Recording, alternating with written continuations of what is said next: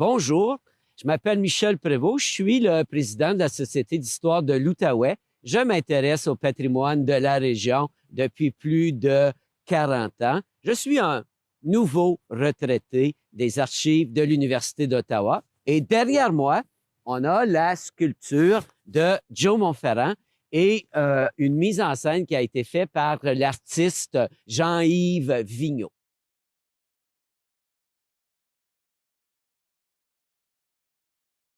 Je m'intéresse à Joe Monferrand depuis mon enfance. J'ai eu le privilège d'habiter chez mon grand-père Drouin, jeune, et mon grand-père avait été un bûcheron. Il a fréquenté dans l'est de l'Ontario, à Mattawa, des camps de bûcherons. Et le soir, on lui parlait beaucoup de Joe Monferrand et il a transmis cette passion à son petit-fils. Vous devez savoir que je suis aussi un lointain de Joe Monferrand. Alors, vous comprendrez qu'il y a une grande fierté familiale liée à Joe Monferrand.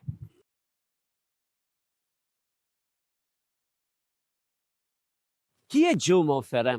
En fait, il est la plus grande figure ou une des plus grandes figures légendaires du Canada français, à un tel point que certaines personnes pensent même pas exister. Joe Monferrand est né à Montréal en 1802, va mourir à Montréal en 1864, mais il passe presque toute sa vie, toute sa carrière en Outaouais de 1827 à 1857.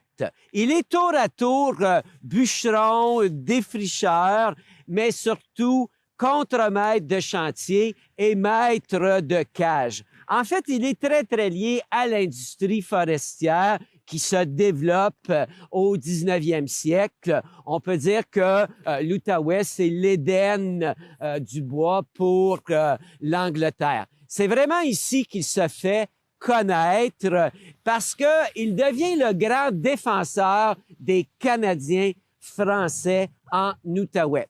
Il faut savoir qu'il y avait beaucoup de tensions à l'époque entre les Shiners, un groupe d'Irlandais qui avait décidé de chasser les Canadiens français de la région, puisqu'ils étaient en compétition, les deux groupes, dans les chantiers. Alors, peu à peu, ce Joe Monferrand va devenir le héros des francophones, une source de fierté, et c'est comme ça qu'il est devenu peu à peu une figure de légende.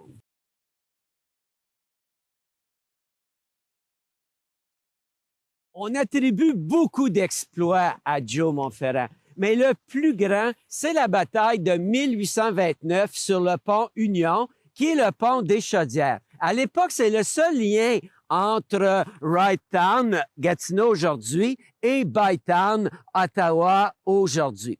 Un soir, Joe Monferrand est allé prendre une petite bière, en fait une grosse bière, dans la basse ville d'Ottawa, et il revient vers Hull. C'est un pont payant, il est le dernier à passer, et on ferme les portes et il avance. Et là, il se rend compte qu'il y a des gens qui l'attendent. C'est un groupe de Shiners, d'Irlandais, qui ont décidé de tuer Joe Monferrand ce soir-là. Mais Joe Monferrand n'a pas peur de rien. Il avance quand même.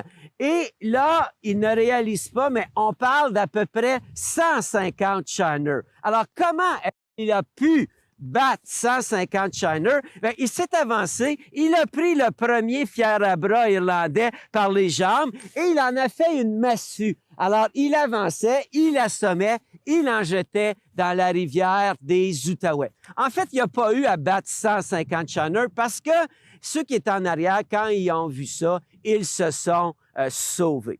Évidemment, il faudrait être un peu naïf aujourd'hui pour croire qu'un seul homme peut battre 150 hommes, mais pendant longtemps, on a cru cette histoire puisque c'est le grand historien Denis Benjamin Sulte qui a raconté cette histoire et comme il jouissait d'une bonne réputation, les gens ont cru ça. Quoi qu'il en soit, moi, je suis vraiment fier de mon petit cousin. Il a défait les Shiners. Joe Monferrand est toujours présent en Outaouais. Le palais de justice de Gatineau porte son nom.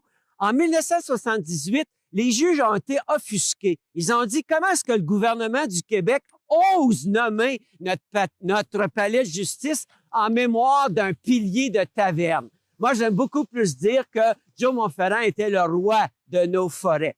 On a aussi la rue Joe Montferrand. On a ici la sculpture de Joe Montferrand. Mais si on va en Outaouais, par exemple, aussi à Ferme-Neuve, où est-ce qu'il y a les deux ponts couverts, on a une belle sculpture de Joe Montferrand. De plus en plus, on parle de lui et même si à une certaine période, on le voyait plus comme un fier à bras, aujourd'hui, les gens de l'Outaouais sont fiers d'être associés au grand Joe Montferrand.